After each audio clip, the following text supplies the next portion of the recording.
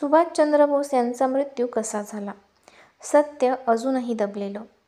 भारताच्या स्वातंत्र्य लढ्यात आझाद हिंद फौजेचं नेतृत्व करणाऱ्या सुभाषचंद्र बोस यांचा मृत्यू आजसुद्धा एक रहस्यच आहे. या मुद्द्यावरून वारंवार राजकीय विश्लेषक आणि विचारवंतांमध्ये वादविवाद होताना दिसतात. नेताजी सुभाषचंद्र बोस नेमक्या कोणत्या परिस्थितीत गायब झाले? त्यांचा मृत्यू कसा झाला? त्यांच्या मृत्यूच्या बातमीवर अनेक जण विश्वास का ठेवत नाहीत? या सगळ्या प्रश्नांची उत्तरं आपण ह्या व्हिडिओमध्ये बघणार आहोत. 18 जानेवारी 1941 रात्री 1:35 38-2 एल्गिन रोड, कोलकाता या ठिकाणी एक जर्मन वॉर्डर कार येऊन थांबली. कारचा नंबर होता BLA 7169. लांबलचक शेरवानी, सैल विजार आणि सोन्याच्या काड्यांचा चष्मा घातलेले विमा एजंट मोहम्मद झियाउद्दीन यांनी कारचा मागचा दरवाजा उघडला. ड्रायव्हर सीटवर त्यांचे पुतणे बसलेले होते. त्यांनी जाणीवपूर्वक आपल्या खोलीची लाईट बंद केली नाही. काही तासातच ते गाढ झोपले. दरम्यान कोलकात्याची सीमा पार करून चंदरनागोरच्या दिशेने निघून गेले. तिथेही त्यांनी आपली गाडी थांबवली नाही. ते धनबादजवळ गोमो स्टेशनवर थांबले. पेंगुळलेल्या डोळ्यांच्या एका कुलीने झियाउद्दीन यांचं सामान उचललं. कोलकात्याहून दिल्लीकडे जाणारी कालका मेल येताना दिसली. ते पहिल्यांदा दिल्लीला उतरले. तिथून पेशावर मार्गे ते काबूलला गेले. तिथून बर्लिन आणि त्यानंतर काही काळाने पाणबुडीचा प्रवास करून ते जपानला पोहोचले. काही महिन्यानंतर त्यांनी रेडिओ स्टेशनवरून आपल्या देशवासियांशी संवाद साधला. आम्ही सुभाष बोलची.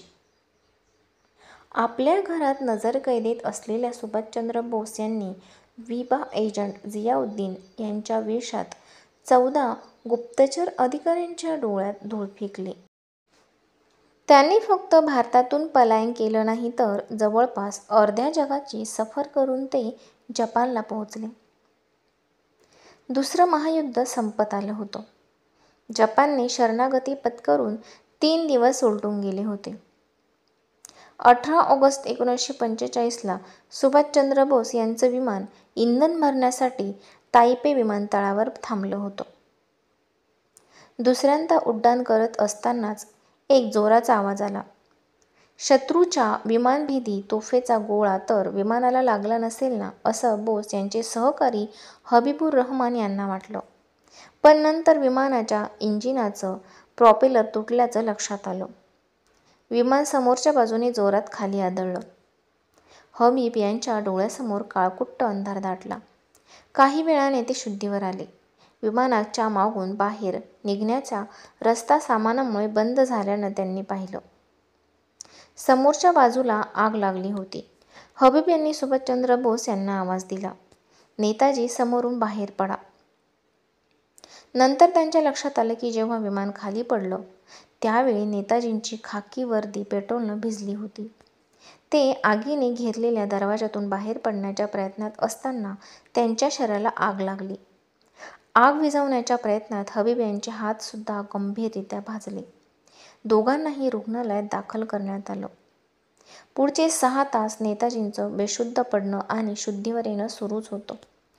याच अवस्थेत त्यांनी आबिद हसन यांना हाक मारली. आबिद इथे नाही, मी हबीब आहे. त्यावेळी थरथरत्या आवाजात नेताजींनी आपला अंत जवळ आल्याचं हबीब यांना सांगितलं. आझादीची लढाई सुरू ठेवा, असं भारतात जाऊन लोकांना सांगा, असंही त्यांनी म्हटलं.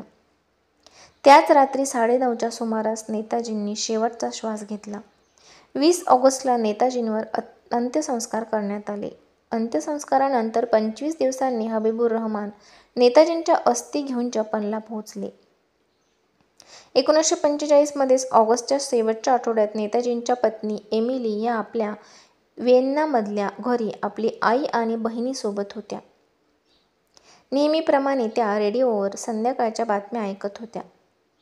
तेवढ्यात वृत्तनिवेदिकाने भारताचे देशद्रोही सुभाषचंद्र बोस यांचा विमान अपघातात मृत्यू झाला अशा स्वरूपाची बातमी दिली. एमिली यांच्या आई आणि बहिणीने स्तब्ध होऊन त्यांच्याकडे पाहिलं. सावकाशपणे त्या उठल्या आणि बाजूच्या खोलीत निघून गेल्या. तिथं सुभाषचंद्र बोस यांची 2.5 वर्षाची मुलगी अनिता गाढ झोपेत होती. याच बिछाण्याच्या बाजूला बसून ओक्साबोक्शी रडल्याची आठवण एमिली यांनी अनेक वर्षानंतर सांगितली होती. खरं तर सुभाषचंद्र बोस यांच्यासोबत विमानात असलेल्या हबीबुर रहमान यांनी पाकिस्तानातून परतल्यानंतर शहानवाज समितीसमोर साक्ष दिली होती. नेताजी त्या विमान अपघातात मरण पावल्याचं आणि त्यांच्यासमोरच नेताजींवर अंत्यसंस्कार करण्यात आल्याचं हबीबुर यांनी सांगितलं. पण सुभाषचंद्र या अपघातातून वाचले आणि त्यानंतर ते रशियाला निघून गेले असं भारतातले अनेक जण मानतात. भारतीय जनता पक्षाचे नेते सुब्रमण्यम स्वामी सांगतात, विमान अपघातावेळी तैवान जपानच्या ताब्यात होता. त्यानंतर त्यावर अमेरिकांनी कब्जा केला. दोन्ही देशांकडे या अपघाताची नोंदच नाही. ते सांगतात, 1991च्या सोव्हिएत संघाच्या विघटनानंतर एक सोव्हिएत स्कॉलर मला भेटला.